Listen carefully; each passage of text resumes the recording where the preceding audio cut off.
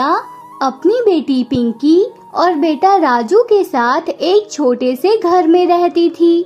सुंदरी चिड़िया का पति छोटू चिड़ा बहुत पहले ही इस दुनिया से जा चुका था। सुंदरी को त्योहार मनाने का बहुत शौक था। सुंदरी चिड़िया जिन जिन त्योहारों के बारे में जानती थी वह उसे बहुत ही खुशी के साथ मनाती थी। लेकिन सुंदरी बहुत गरीब थी। वह जंगल के बाजार में सब्जियां बेचा करती थी। अरे बुलबुल बहन, आज बाजार में इतनी सजावट क्यों हुई है? बड़े बड़े दुकानदारों ने तो अपनी दुकान को कैसे सजा रखा है। कोई खास दिन है क्या आज?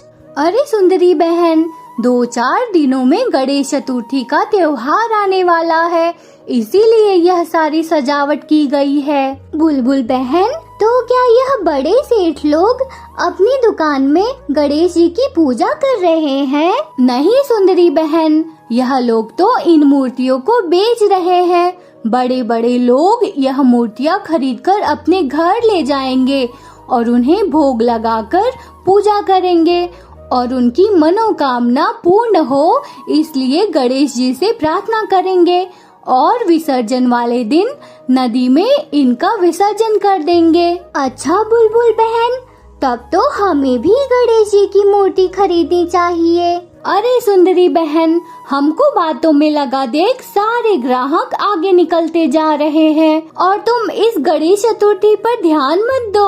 हमें तो 2 वक्त का भोजन मिल जाए वही काफी है। सब्जी ले लो, सब्जी ले लो, ताजी ताजी सब्जी ले लो। सुंदरी चिड़िया अपने सारे सब्जियां बेचकर जितने पैसे मिले थे वह लेकर बड़े दुकानदार के पास जाती है। अरे सेठ जी, यह मूर्ति कितने की दे रहे हो? अरे यह वाली तो सबसे कम दाम की है, 6,000 की है बस, और आगे वाली 8,000 की है और वह बड़ी वाली 10,000 की है। बताओ कौन सी लेनी है तुम्हें? सुंदरी चिड़िया मूर्तियों का भाव सुनकर काफी ज्यादा उदास हो जाती है। मेरे पास तो बस 300 रुपए ही है। अरे 300 रुपए? 300 रुपए में तो मैं गणेश जी का श्रृंगार भी नहीं बेचता। आई है मूर्ति लेने। हटो हटो, जाओ यहाँ से, ग्राहकों को आने दो। आसपास के सभी दुकानदार सुंदरी चिड़िया पर हंसने लगते हैं और उसके पड़ोसी भी उसका मजाक उड़ाते हैं। अरे यह सुंदरी चिड़िया पागल हो गई है क्या?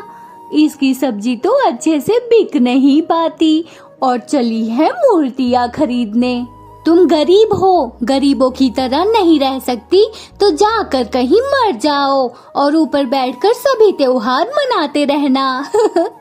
अरे यह किसके मुंह लग गई तुम सब? चलो यहाँ से, गणेश जी का सारा सामान खरीदना है और शाम भी होने वाली है। इसका क्या है, बेचारी सुंदरी चिड़िया, चलो यहाँ से। सभी पड़ोसी सुंदरी को ताने मारते हुए आगे बढ़ जाते हैं। सुंदरी बहुत उदास होकर अपने घर आ जाती है और अपने बच्चों से कहती है, बच्चों तुम खाना खा लेना, मैं जंगल जा रही हूँ। पर मम्मा, रोज तो आप सुबह जंगल जाती हो, आज इस समय क्यों जा रही हो जंगल? बच्चों, मुझे एक जरूरी काम है, इसलिए मैं जंगल जा रही हूँ। तुम सब खाना खाकर सो जाना। ठीक है मम्मा, परंतु आप कब तक वापस आओगी? मैं जल्दी आ जाऊंगी बेटा, तुम सब अपना ध्यान रखना। यह कहकर सुंदरी चिड़िया जंगल में चली जाती है और अपनी गरीबी पर फूट फूट कर रोने लगती है। मैं गरीब हूँ तो क्या हुआ भगवान, अपनी मेहनत से जो मिलता है उसी से खुश रहती हूँ, फिर इन लोगों को मुझे ताने सुनाने का क्या हक है? भगवान, मैं गणेश चतुर्थी का त्योहार जरूर मनाऊंगी, तो क्या हुआ अगर मेरे पास ज्यादा पैसे नहीं है, मैं अपनी खुद की मूर्ति बनाऊंगी। और फिर सुंदरी चिड़िया नदी के किनारे से गीली मिट्टी निकालकर गणेश जी की मूर्ति बनाने लगती है और काफी मेहनत करने के बाद एक बहुत ही सुंदर और प्यारी सी मूर्ति का आकार बना देती है। अरे वाह, मैंने तो कितनी प्यारी और बड़ी मूर्ति बनाई है, बिल्कुल बाजार वालों के जैसी। पर मेरी मूर्ति कितनी बेरंग दिख रही है। तभी नदी के किनारे खिले हुए फूलों पर सुंदरी चिड़िया का ध्यान जाता है। वह देखती है कि उन फूलों को एक चूहा कुतर रहा था और उन फूलों से बहुत ही प्यारे प्यारे रंग टपक रहे थे। अरे कितना प्यारा रंग है! इन रंगों से अगर मैं अपनी यह मूर्ति रंग दूं, तो मेरी यह गणेश की मूर्ति काफी सुंदर हो जाएगी। जय हो गणेश भगवान की। और इसी तरह सुंदरी को मूर्ति को कलर करने के लिए रंग भी मिल जाते हैं और सुंदरी चिड़िया एक बहुत ही सुंदर मूर्ति तैयार करती है। कितनी सुंदर और प्यारी लग रही है मेरी मूर्ति। अरे बाप रे, मेरी नजर न लग जाए। सुंदरी चिड़िया अपनी मूर्ति को बार बार निहारते हुए वहीं पर सो जाती है और सुबह हो जाती है। जंगल के सारे पक्षी पानी पीने के लिए सुबह नदी पर आते हैं और सुंदरी चिड़िया को नदी के किनारे सोता हुआ देखकर कहते हैं, अरे वह देखो, सुंदरी चिड़िया ने क्या हाल बना रखा है अपना। मिट्टी में कैसे पड़ी हुई है, आखिर यह करना क्या चाहती है। अरे वह देखो, गणेश जी की कितनी प्यारी मूर्ति रखी है। सुंदरी चिड़िया, तुम यहाँ पर क्या कर रही हो और यह गणेश की मूर्ति यहाँ कैसे आई? मैंने इस मूर्ति को मिट्टी से बनाया है और फूलों से कलर किया है। अब मैं भी गणेश चतुर्थी का त्योहार मनाऊंगी। मिट्टी की मूर्ति? यह तो हाथ लगाते ही टूट जाएगी। तुम इसे घर तक कैसे ले जाओगी? सुंदरी चिड़िया गरीब थी, परंतु अब तो लगता है कि अकल भी नहीं है। चलो पक्षियों, यहाँ से चलें। लगता है सब्जियों के साथ साथ अपना दिमाग भी बेच आई हो सुंदरी। फिर सभी पक्षी सुंदरी चिड़िया पर जोर जोर से हंसने लगते हैं और वहाँ से चले जाते हैं। मैं मूर्ति को घर कैसे ले जाऊंगी? यह मूर्ति तो बहुत भारी है और मिट्टी की है, कहीं सच में न टूट जाए। सुंदरी चिड़िया सोच में पड़ जाती है और तभी उसके पास एक चूहा आता है। तुम इतनी दुखी क्यों हो चिड़िया? तुम्हें क्या हुआ है?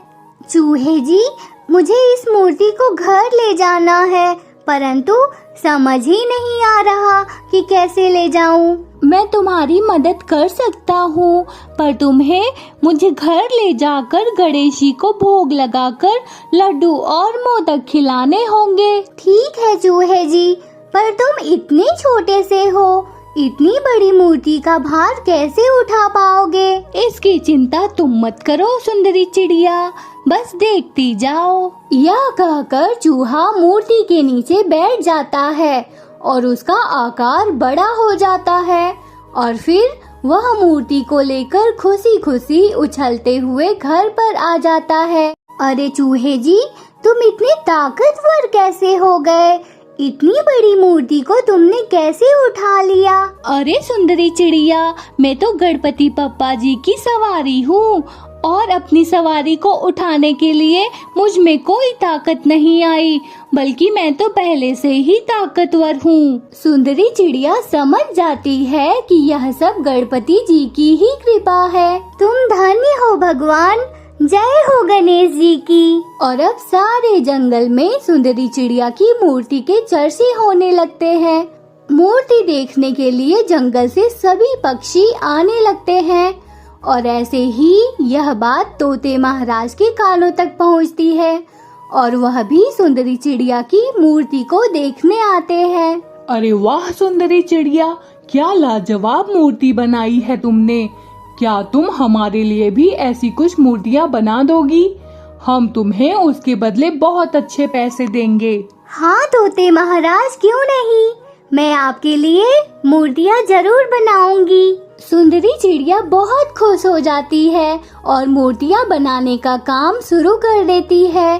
यह बात बड़े बड़े व्यापारियों के कानों तक पहुंचती है और वह सुंदरी चिड़िया के पास चले जाते हैं।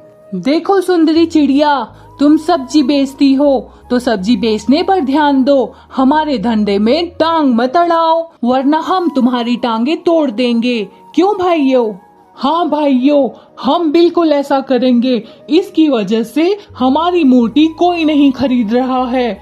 हमने सुना है कि सब यही बोल रहे हैं कि हम भी सुंदरी से मूर्तियाँ बनवाएंगे। फिर सारे व्यापारी सुंदरी को धमकी देकर वहाँ से चले जाते हैं।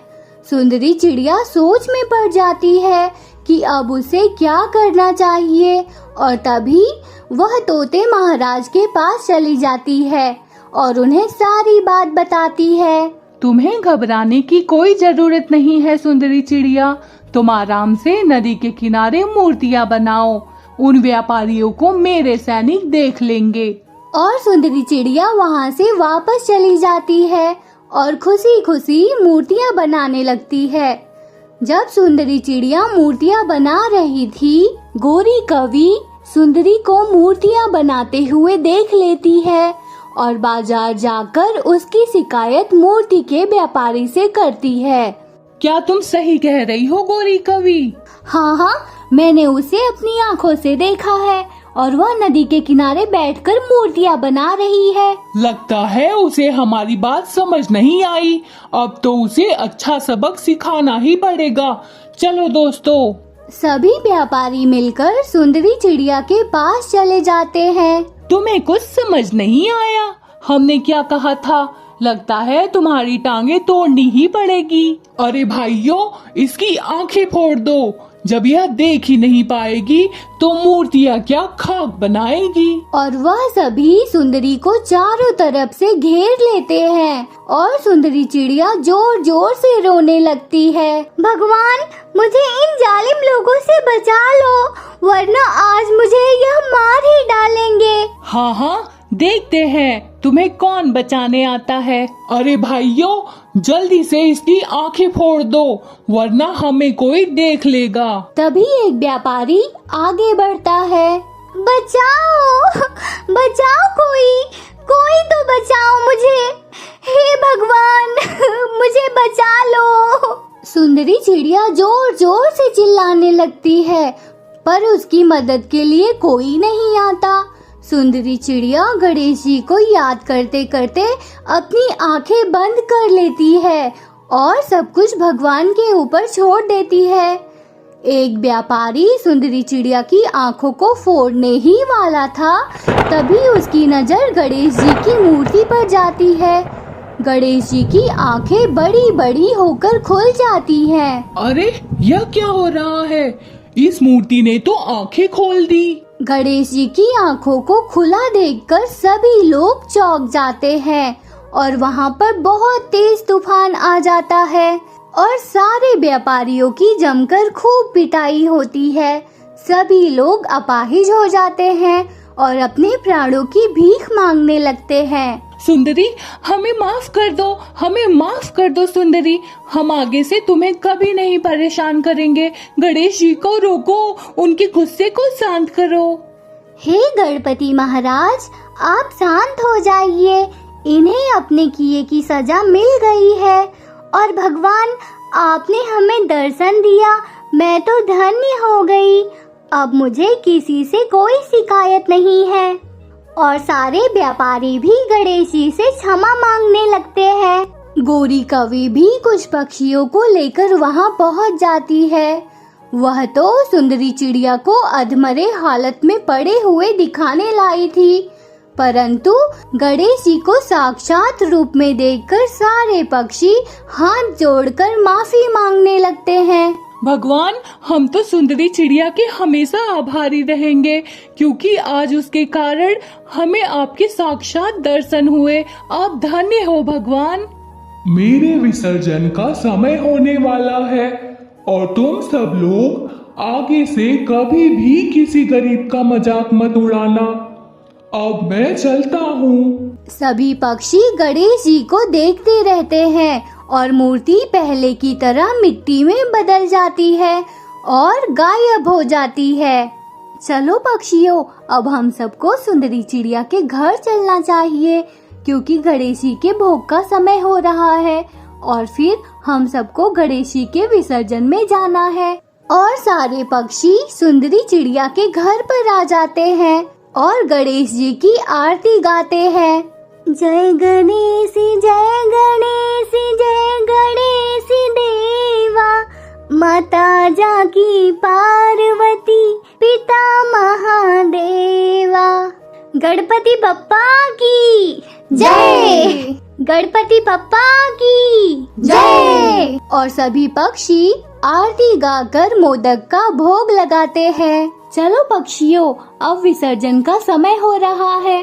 अब बप्पा जी को खुशी खुशी विदा करते हैं। हाँ हाँ, चलो सब।